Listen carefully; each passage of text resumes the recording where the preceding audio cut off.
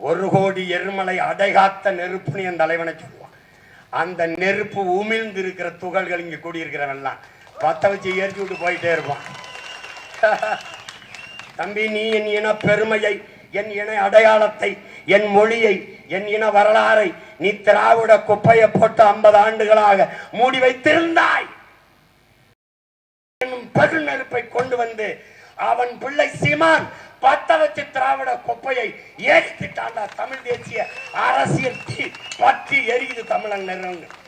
என்னை எதிர்கொள்ள முடியல. வாங்க அப்பாவும் மகன் இங்க வந்து பேசு. நான் இந்த தெருவில் பேசுறேன், அந்த தெருவில் பேசுறேன். அதை பற்றி விழுப்புரத்தில் பேசுறது, திண்டிவனத்தில் பேசுறது, அந்த வேலையில இங்க வரணும், இங்க வரணும்.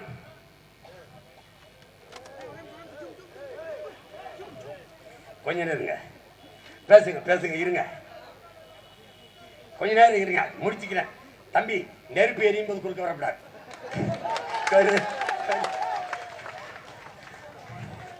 இருங்க இருங்க, நமக்கு ஆதரவா தான் பேசணும்னு நினைக்கிறாரு, ஒரு வாக்காளரா பேசணும்னு நினைக்கிறாரு. இருங்க இருங்க தம்பி, பொறுமை காத்துங்க. ஏய், அமைதியா இருங்க தம்பி, உங்களால பாருங்க இடையூறு வருது. அமைதியா இருங்க, அமைதியா இருங்க. ஏ தள்ளுப்பா.